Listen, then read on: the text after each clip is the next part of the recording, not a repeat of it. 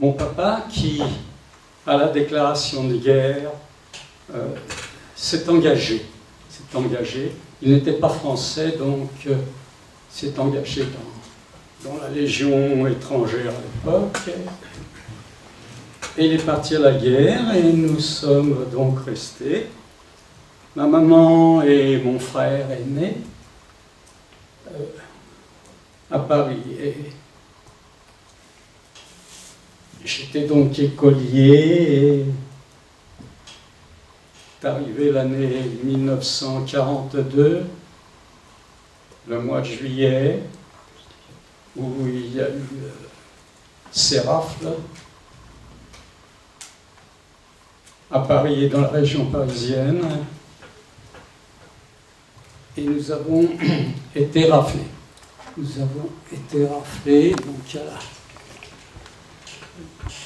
à la rafle du Veldiv, et je tiens à vous préciser que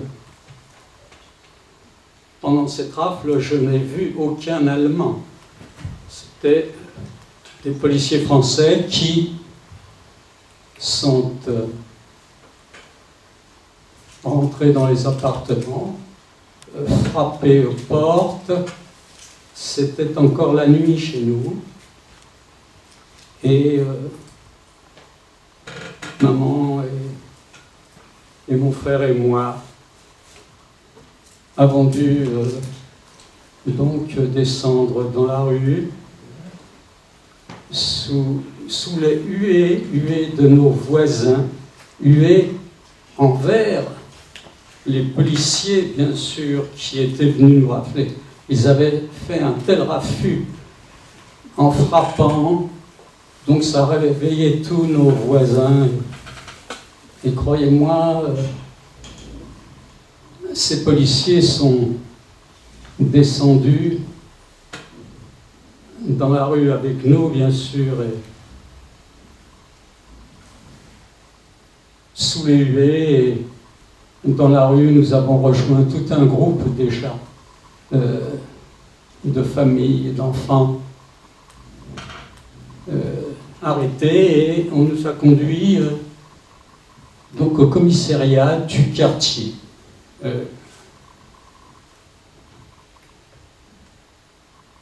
Escortés par les policiers. Il y avait environ un petit kilomètre de notre rue jusqu'au commissariat. Et donc, c'est un groupe escorté. À la fin de la nuit, il ne faisait pas encore jour, et on nous a emmenés au commissariat, où on nous a mis, entassés, en attendant que des bus arrivent. Et ces bus nous ont transportés au Veldiv, au Vélodrome d'hiver, donc ce grand gymnase énorme. Lorsque nous sommes arrivés, il y avait déjà pas mal de personnes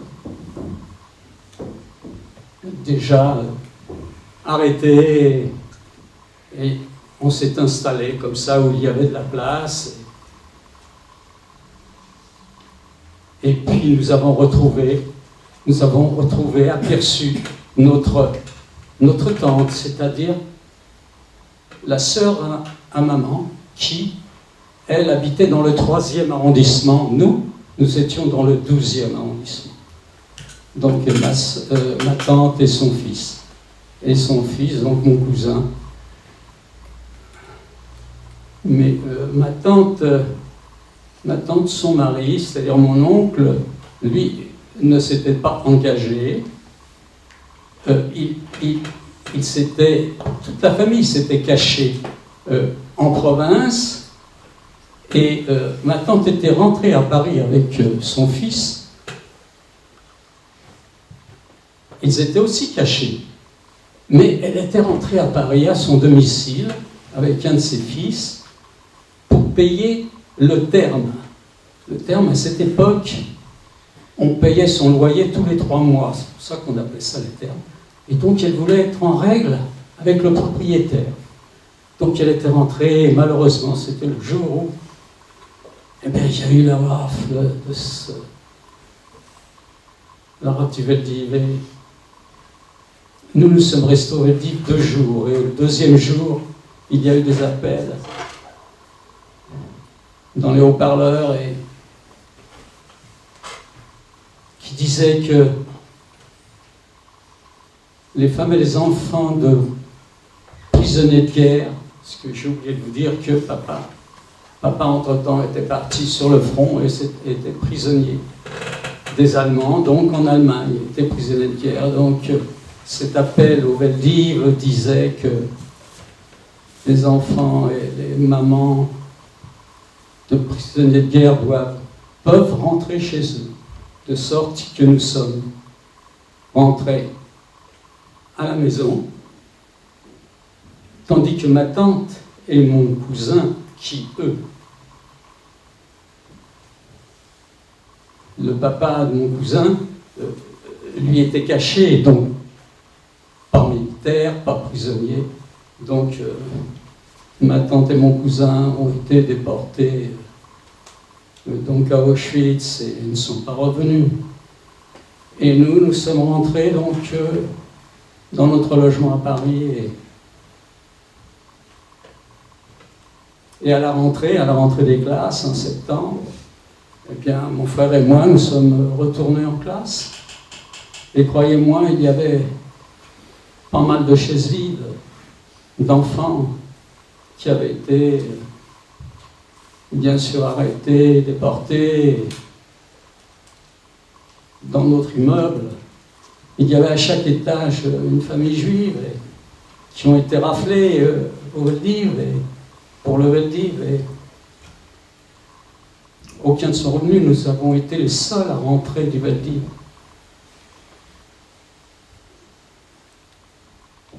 Et les autres tous mes petits voisins ont été déportés à Auschwitz et ne sont pas revenus.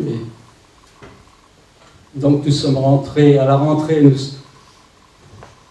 sommes retournés à l'école et la vie a continué comme ça. Jusqu'en 1944, où il y a eu une nouvelle rafle, une grande rafle, et où le même scénario s'est produit. Les policiers sont arrivés, frappés aux portes, et vous savez que si l'on n'ouvrait pas, à cette époque, en 1944, chaque concierge devait posséder une hache. Et si l'on n'ouvrait pas, ou s'il n'y avait personne, les policiers descendaient, cherchaient la hache et défonçaient la porte pour voir vraiment s'il n'y avait personne. Et maman n'avait pas voulu ouvrir comme ça par rapport à la première expérience et ils ont commencé à frapper et ils ont commencé à défoncer la porte et maman a dit c'est pas la peine, je vais aller ouvrir et puis le même scénario que 2 ans avant, poste de police, rassemblement, des autobus, pareil, qui venaient nous chercher au lever du jour. Et là, c'est à Drancy qu'on nous emmenait, ce camp d'internement dans la banlieue parisienne.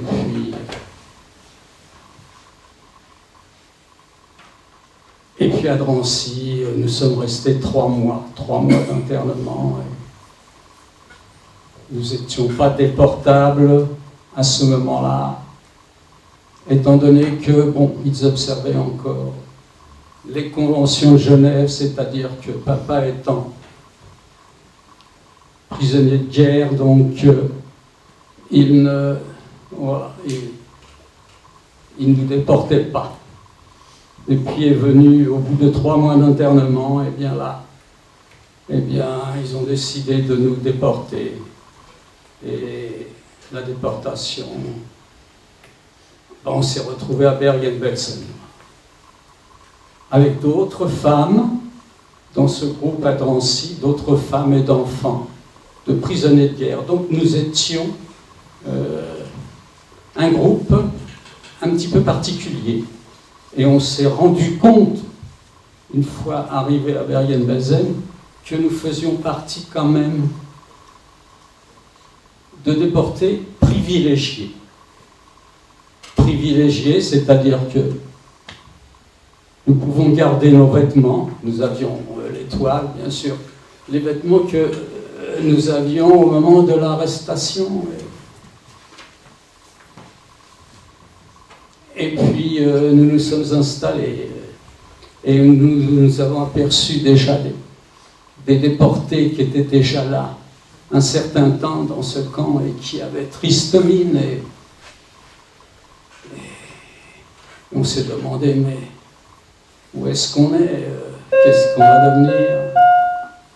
Et puis on nous a installés donc dans une baraque, nous étions ensemble avec maman, les petits enfants jusqu'à 10 ans pouvaient rester avec leur mère dans la même baraque, et les plus âgés, tels que mon frère qui a 4 ans de plus que moi, et bien on les a envoyés dans la baraque des hommes, c'est-à-dire c'était une autre atmosphère, c'était très dur dans la baraque des hommes, c'était très dur, et moi j'étais dans la baraque des femmes à côté de maman, et puis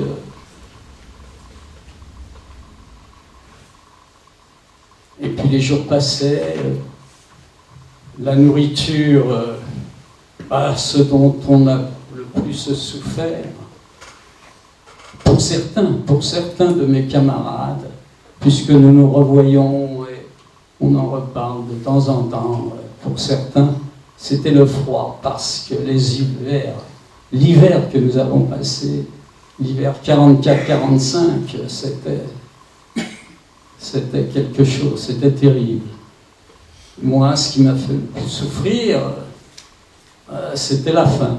En fait, l'hiver ne dure que 3 mois, et la faim, c'était tous les jours, Et je me plaignais auprès de maman, je me souviens, maman, j'ai faim, maman, j'ai faim.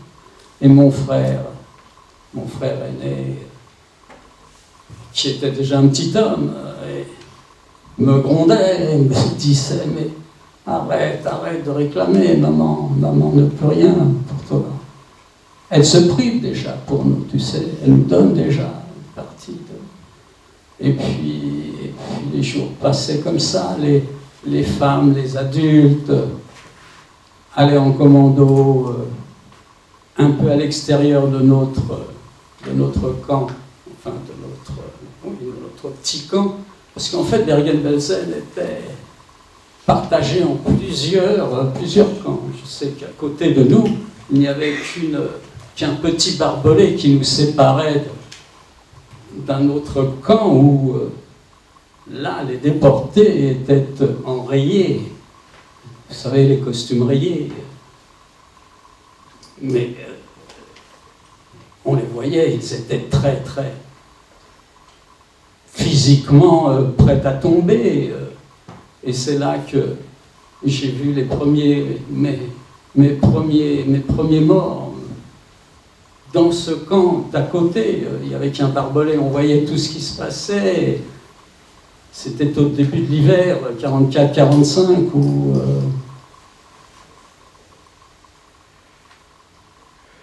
tous les matins, lorsqu'on regardait vers ce camp, vers leur baraque, tous les matins, on sortait les cadavres de ces déportés qui étaient morts dans la nuit, et on les empilait sur des charrettes.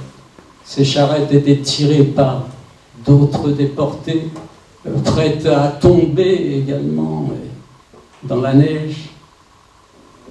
Ils tiraient, ils poussaient pour sortir de leur petit camp et aller sur la gauche. La gauche, c'est où on voyait de la fumée. On ne voyait pas la cheminée, mais on voyait la fumée, c'est-à-dire vers le four crématoire. Donc, ça c'était l'hiver. Et ensuite, il y a eu ces groupes qui venaient des camps de l'Est dont monsieur Yves parlait. À l'Est, l'armée soviétique commence à avancer et les camps comme Auschwitz la population, on devait l'évacuer parce que les alliés soviétiques arrivaient et ces personnes arrivaient à Bergen-Belsen, on les voyait marcher avec leurs costumes rayés. Et c'est à ce moment-là que la nourriture, il n'y en avait presque plus. Ces nouveaux arrivants ne pouvaient plus les nourrir. Il y a eu une épidémie de typhus. Vous savez, nous étions couverts de poux. Et le typhus est arrivé. Et là, les morts ont commencé à joncher nos allées. Et puis les Alliés approchaient du camp. Les Alliés approchaient du camp et on entendait les canons au loin. Et là, on s'est dit, on va peut-être bientôt être libérés. Donc, on a eu un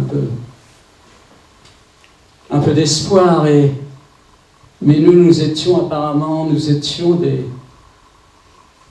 des prisonniers, des déportés un petit peu spéciaux.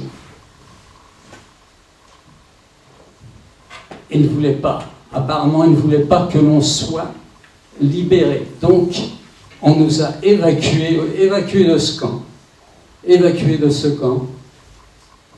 On nous a emmenés jusqu'à la gare. Près de Bergen-Belsen, il y avait environ 5-7 kilomètres et certains. Donc il y a eu des camions qui sont venus nous chercher. On entendait le canon. Les soldats, nos gardiens allemands, je me souviens, de l'un d'eux qui était terrifié par l'arrivée des Alliés et par notre évacuation. Et il avait sorti son pistolet et il tirait dans tous les sens en l'air. Bon, il ne tirait pas sur les déportés, mais il fallait qu'il je ne sais pas, ça lui faisait du bien apparemment. Et nous sommes arrivés à la gare, donc à cette gare où on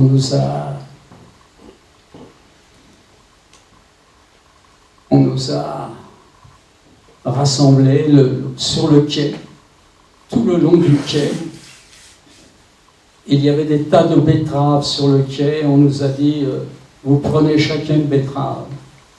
Et puis le train est arrivé, un train composé de wagons à bestiaux, de wagons normaux, de wagons sans toit.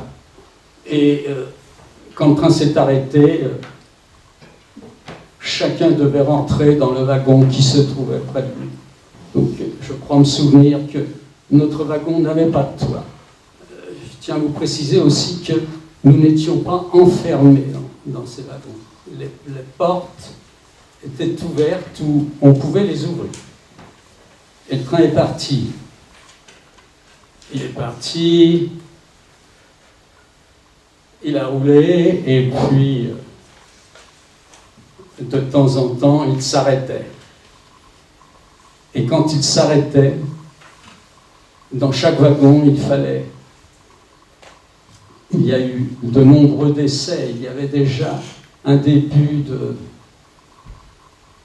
de typhus qui s'est propagé et de nombreux passagers avaient déjà le typhus, mouraient dans les wagons. Et quand le train s'arrêtait, il fallait déposer les cadavres sur le bas-côté et le train repartait. Il s'arrêtait, il revenait. Et quand il s'arrêtait, certains descendaient du train. On pouvait descendre. On pouvait s'enfuir. Mais nous, les enfants, et les mamans. Alors, parfois, les enfants descendaient, essayaient de trouver quelque chose à manger. Mais l'angoisse pour nous, c'était « et si le train repartait, et nous, qui ne sommes pas encore revenus au train, qu'est-ce qu'on va devenir ?» Alors c'était une angoisse terrible, de sorte qu'on ne s'éloignait pas du train quand il s'arrêtait. Et comme ça, pendant 2 semaines environ, pendant 2 semaines, nous avons été mitraillés 2 fois par les Alliés.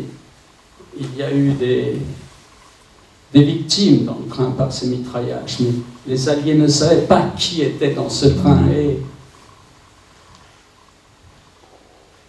ils pensaient que c'était des Allemands, donc ils mitraillaient le train. Mais ce train avait la priorité sur tous les autres trains allemands. Il fallait nous garder en otage, en fait, en otage le maximum de temps. Donc ce train s'arrêtait, retournait à droite, à gauche, selon l'arrivée des Alliés d'Est ou les Alliés de l'Ouest, jusqu'à un jour, le train s'est arrêté. Moi, je me souviens que la porte était entrouverte, on était dans le train. Le train s'est arrêté, et moi j'ai vu nos gardiens allemands qui sont partis, se sont enfuis du train dans le sens opposé, donc. Et je me souviens d'avoir entendu des galops sur la voie, des galops de chevaux. Et je me suis penché, c'est là que j'ai vu des soldats soviétiques qui allaient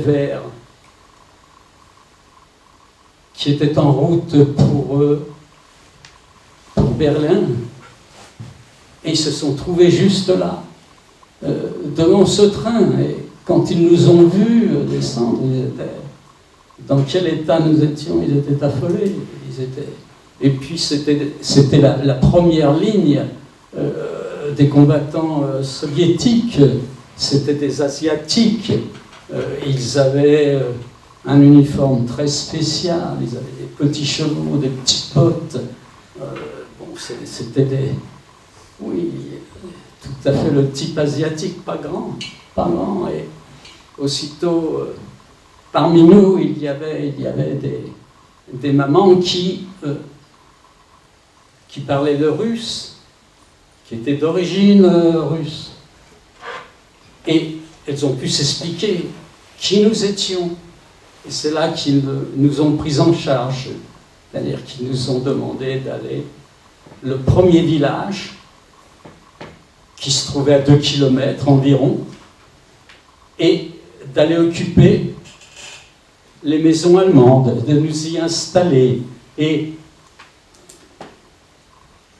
ces maisons étaient complètement vides, parce qu'à l'arrivée des soldats soviétiques, les habitants allemands avaient fui le village. Et de sorte que la majorité des maisons étaient vides. Et nous sommes installés, et dans les caves, nous avons trouvé des bocaux de conserve. Et c'est là que qu'on a pu manger. Certains ont mangé trop vite, et il y a eu des décès. Ce village s'appelait Trobitz, et à Trobitz il y a du décès, à Trobitz il y a un cimetière. Il y a 2 cimetières, le cimetière des habitants allemands de Trobitz et le cimetière des victimes, des déportés qui sont décédés à Trobitz. Et nous sommes restés dans ce village pris en charge par une petite troupe de soldats soviétiques, tandis que les combattants asiatiques qui nous avaient libérés sont partis sur Berlin, libérer Berlin, et il y a une petite troupe d'occupation qui est restée à Trobitz pour nous encadrer et puis nous trouver de la nourriture, parce que, bien sûr, toute cette nourriture que nous avons trouvée chez les Allemands n'a pas duré très longtemps. Et dans ce village, apparemment, nous étions, comment dire, personne ne savait qu'il y avait un groupe de déportés français qui se trouvait là, et de Hollandais, parce que dans ce train, il y avait aussi les Hollandais avec lesquels nous étions là-bas à Bergen-Belsen, et personne ne savait. Et donc nous avons vécu quelques semaines, si ce n'est pas deux mois ou un peu plus, jusqu'au jour où nous avons vu arriver une petite camionnette Croix-Rouge, et je me souviens, j'étais sur la petite place où cette camionnette est arrivée, c'était vers midi,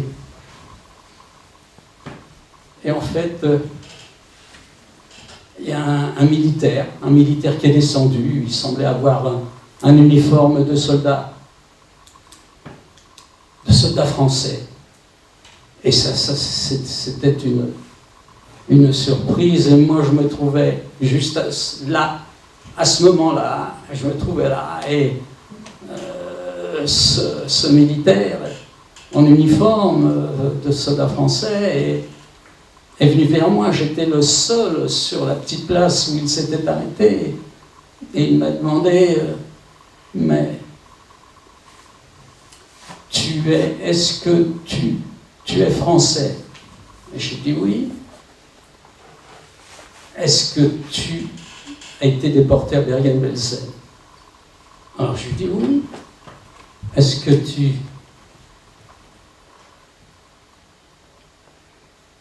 tu connais la famille Christophe? Ah, je dis oui. Est-ce que tu sais dans quelle maison ils sont? Alors je dis oui. Et puis je me mets à courir, et lui court derrière moi, et puis j'arrive dans la maison où je savais qu'habitait la fille de ce monsieur, c'est-à-dire Francine Christophe. Et puis je suis rentré dans la maison.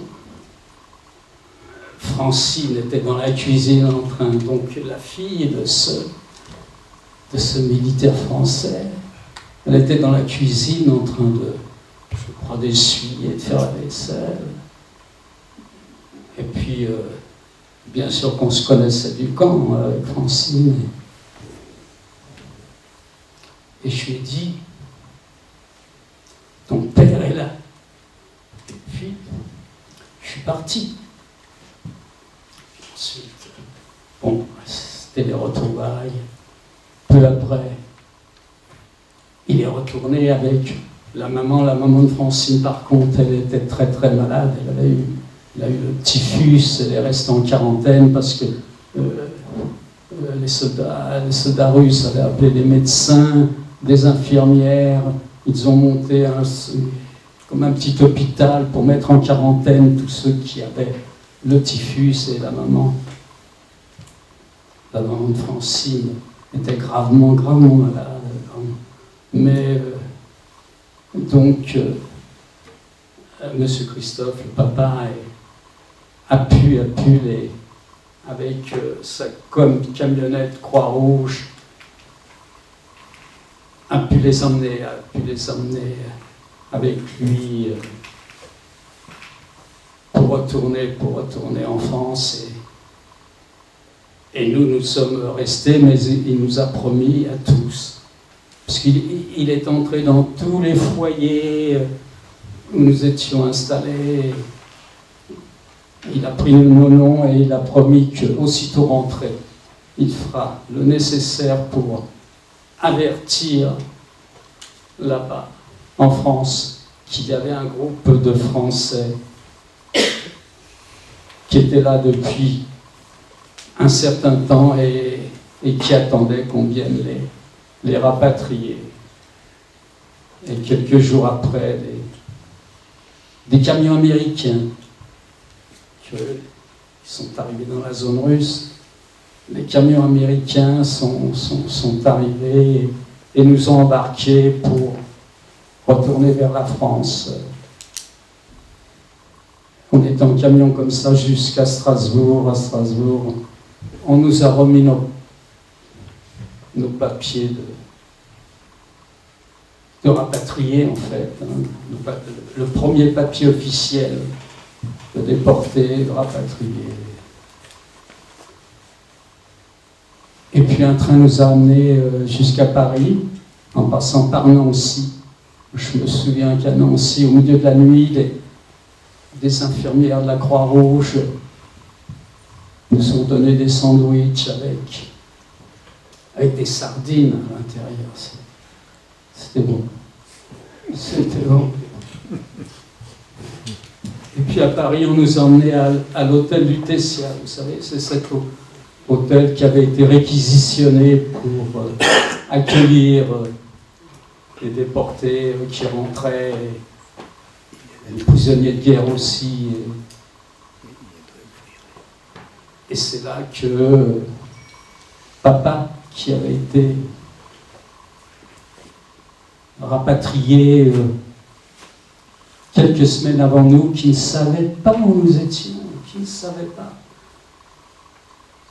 La dernière carte que nous avons reçue de lui, c'était à Drancy. Donc avant d'être déporté depuis, il était dans l'ignorance. Donc il a appris que nous étions à l'hôtel du Tessia. Il est venu nous chercher. Comme il était revenu quelques semaines avant nous, il avait pu réinstaller un petit peu notre logement et nous sommes entrés. Nous sommes entrés. C'était au mois de juin 1945. En juillet, nous avons été accueillis, mon frère et moi, chez une dame de la Croix-Rouge qui avait une propriété en bord de mer. Et elle nous a, pendant un mois, gavés, parce qu'elle connaissait une ferme. Parce qu'à cette époque, en 1945, c'était encore les tickets d'alimentation, on ne trouvait pas non plus tellement à manger, mais cette dame connaissait une ferme, et quand on connaissait une ferme, il y avait de quoi à manger. Pendant un mois, elle nous a retapé, et puis nous sommes rentrés, et puis il y a eu la rentrée de septembre. Je suis retourné à mon école, je suis retourné, les instits, j'ai retrouvé les instits que j'avais quittés 2 ans avant, et ils savaient, ils connaissaient mon histoire, ils savaient que j'avais été arrêté, interné, déporté, mais aucun ne s'est intéressé à mon cas. Je n'ai eu aucune question de... Il semblerait que... Je ne sais pas. Je ne sais pas quoi penser à ce sujet, vraiment. Je ne sais pas. Voilà. Voilà l'histoire.